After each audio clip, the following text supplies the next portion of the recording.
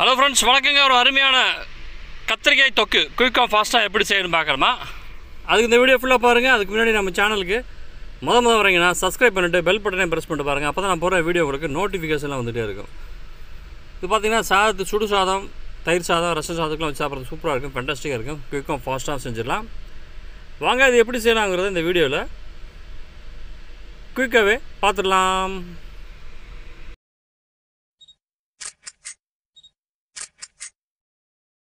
அதுக்கு என்ன பண்ணுறீங்கன்னா, இது மாதிரி கடாயில் 2-3 டேபிள் ஸ்பூன் எண்ணெய் சேர்த்து நல்லா ஹீட் பண்ணுங்கள். எண்ணெய் ஹீட் ஆனதும் மெயின் ஐட்டமான இந்த மாதிரி கத்திரிக்காய் சின்ன சின்ன பீஸாக கட் பண்ணி சேர்த்துட்டு நல்லா ஒரு ப்ரௌன் ஆகிற வரைக்கும் தோல்லாம் சுருங்கி நல்லா ப்ரௌன் ஆகணும். அந்த மாதிரி வதக்கி எடுத்து தனியாக எடுத்து வச்சுருங்க. அப்படியே அதே கடாயில் 2 ஸ்பூன் எண்ணெய் சேர்த்துங்க. மறுபடியும் எண்ணெய் சேர்த்துட்டு சூடானதும் ஒரு கைப்பிடி அளவுக்கு நிலக்கடலை சேர்த்துக்குங்க. நிலக்கடலை தோலோடு சேர்த்துக்குங்க. சேர்த்துட்டு அதையும் நல்லா கரையிறாமல் மீடியம் ஃப்ளேமில் வச்சு வறுத்து அதை எடுத்து தனியாக வச்சுருங்க. அப்புறம் அதே கடாயில் அதே எண்ணெயில் ஒரு பெரிய வெங்காயத்தை இந்த மாதிரி பொடிச்சா கட் பண்ணி சேர்த்துட்டு கூட இஞ்சி பூண்டு நல்லா இடித்து சேர்த்துட்டு நல்லா ப்ரௌன் ஆகிற வரைக்கும் வதக்கி எடுத்துக்கலாம். இந்த மாதிரி நல்லா ப்ரௌனாக வந்துடணும். அடுத்ததில் ஒரு தக்காளி இந்த மாதிரி மிக்ஸி ஜாரில் அரைச்சி சேர்த்துக்குங்க.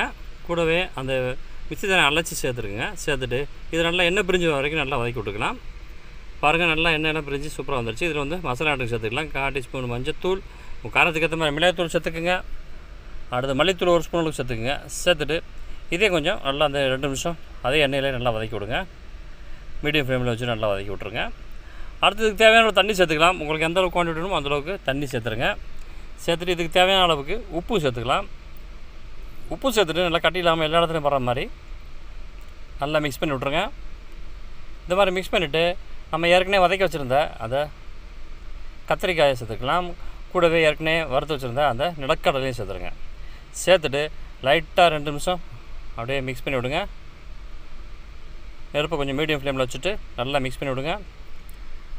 இந்த மாதிரி நல்லா மிக்ஸ் பண்ணிவிட்டு புளிப்புக்காக சிறிதளவு புளியை கரைச்சி சேர்த்துருங்க. சேர்த்துட்டு அதையும் நல்லா விட்டு நல்லா மிக்ஸ் பண்ணி வேக விடுங்க. அடுத்து மூடி போட்டு ஒரு 2-6 நிமிஷம் நல்லா வேக விடுவோம். பாருங்கள், அந்த கேப்பில் ஒரு கடாயில் எண்ணெய் சேர்த்து நல்லா சூடானதும் கடை உளுந்த பருப்பு சேர்த்து நல்லா வெடிக்க விடுங்க. அது நல்லா வெடித்து பொரிஞ்சு வந்ததும் ஜீரகம், வெந்தயம், பெருஞ்சீரகம்,